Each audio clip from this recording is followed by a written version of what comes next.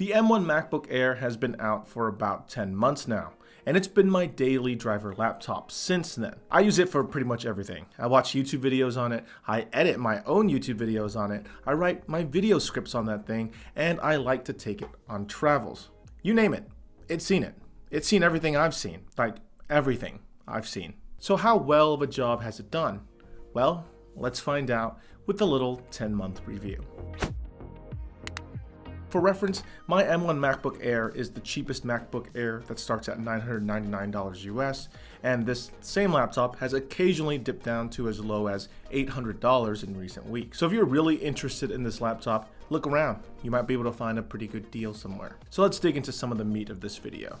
Let's first talk about how the body and features of this machine has held up. It wouldn't help us to know that the machine still performs great if the laptop is falling apart before it even hits a year old. I pretty much baby all of my electronics, so you can expect it to be in at least good to great condition. For the MacBook Air, despite never putting it in a case, I can say that the body itself has held up pretty well. Of course, you have to ignore the fact that I actually nearly dropped this thing literally today. Like, I was preparing myself to record this video and it almost slipped out of my hand. It was a very scary moment. Anyway, back on topic. The body of the MacBook has 3 scuffs on the lid that I have no idea how they got there, and the speaker grills, while super small, can get tiny little specks of dust in them. But despite that, the speakers themselves still sound just like the day the box is opened. The little speaker specks also happened on my 2016 MacBook Pro.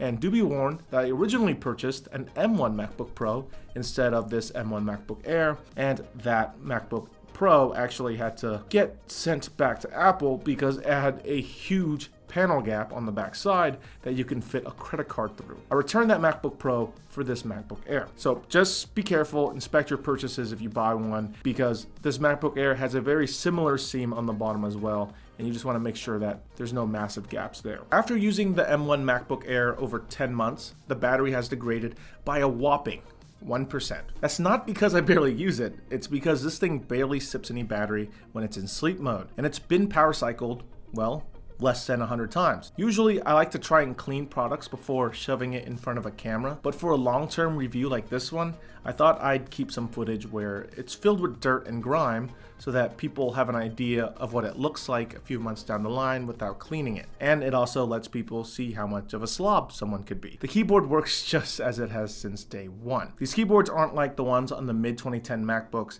with the butterfly keyboard. That one was prone to having keys get stuck. Instead, these just look a little bit more slick and shiny due to my own nasty natural finger oils. The trackpad and speakers are still great. The webcam is still okay. The 2 USB-C ports have been a bit of a pain for me. I use a top port for chargers, external hard drives, whatever. But this is a bad habit of mine. Sometimes I let things dangle while being plugged in, which you definitely shouldn't. Because sometime over the last 3 or so months, the top port has become really finicky. And when I plug in external devices like hard drives, it sometimes works, sometimes doesn't work, and definitely doesn't work if I move the drive around too much.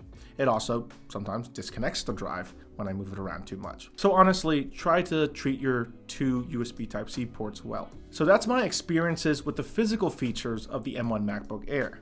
So now let's discuss how it performs in day-to-day tasks, intensive tasks, and light gaming. For day-to-day tasks, the M1 MacBook Air is snappy. This laptop doesn't struggle with opening web pages, answering emails, writing up a script for this video, playing videos, video chatting, whatever. It does it well and it does it fast. I don't see the spinning beach ball of death often. For more intensive tasks, like photo editing or video editing, it does good here too. For photo editing, I mainly edit smaller images between 1080p and 4K in resolution. What I'm really trying to say is that I'm not a pro photographer and really only photo edit to make YouTube thumbnails and the occasional 4K image edit for this channel. I'm sure photographers and photo editors edit images much larger than that, but for me personally, making changes to a 24 megapixel image directly out of my mirrorless camera feels smooth and snappy as well. For video editing, I'd like to think I have decent experience on that.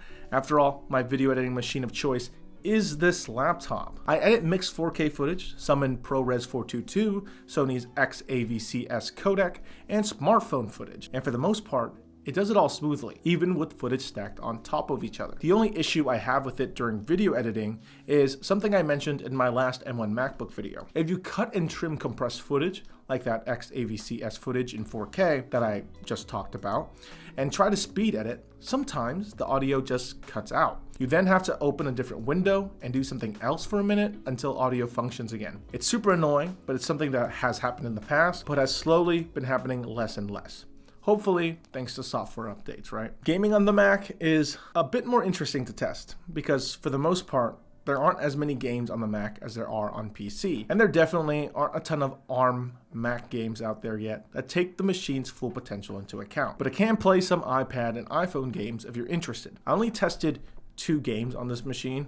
They're both Intel Mac games, not M1 Mac games. Stardew Valley, which ran great, but again, that isn't a hard game to run. And Shadow of the Tomb Raider, which is a game not made for M1 Macs at all. It's made for running older Macs, still on Intel chips, but it still ran at 55 frames per second on the lowest setting. You're not gonna be the next esports pro in this machine, but still, pretty fantastic for a completely fanless laptop. Now let's talk Apple Silicon as a whole. When the Apple M1 chips were released in Apple laptops, there wasn't as much software support for them as there is today. Adobe didn't have their line of products updated for Silicon Macs, and the vast majority of Mac apps were still optimized for Intel processors. But since then, there has been plenty of Apple Silicon optimized apps. Software vendors like Adobe, Affinity, and Google have products that work natively off of these Apple Silicon chips, but there are a ton of software out there that haven't been updated for it. For example, like Discord, Notion, and Steam. These are pretty popular apps. To be fair, even when software is not written for Apple Silicon, they typically perform as good or better than their older Intel version. More performance is always appreciated, and well, that's why an M1 Mac is purchased in the first place, for better performance and better battery life. Lastly, before I get to my conclusion, I said in my previous video, I had all these little glitches and weird wonky stuff that would randomly happen.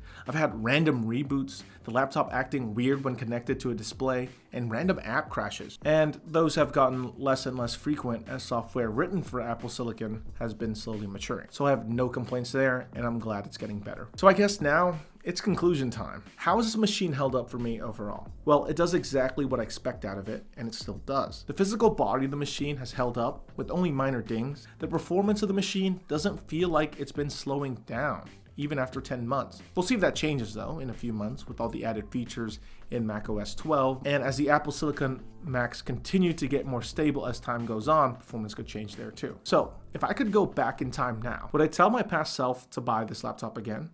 Yeah, it still does everything I need in a laptop. Script writing, reading emails, video calling, photo and video editing. It was a good idea to purchase this device 10 months ago, and I think it's a good idea now, especially with all the sales that I see on this thing. While the M1 MacBook Air is currently Apple's lightest and cheapest laptop, I think the performance in this thing is great for its price, and it meets the majority of people's needs. So if I were looking for a laptop within this roughly $1,000 price range, I think the first laptop I would recommend to someone looking for a thin and light laptop would be the M1 MacBook Air, unless they don't like macOS. Anyway, what do you think? How do you feel about the Apple Silicon M1 MacBooks now that they've matured just a little bit more? I know it hasn't been a full year yet, but new software is coming out. Has your opinions on it changed at all? Is it worth looking at now? Or, in your opinion, has better laptops come along for this price in the Windows world? Or maybe macOS just isn't your type of thing. What's your ideal laptop right now? Let me know your thoughts in the comment section below. If you enjoyed this video, give it a thumbs up, and well, don't forget to subscribe. I'll see you all next time. Bye.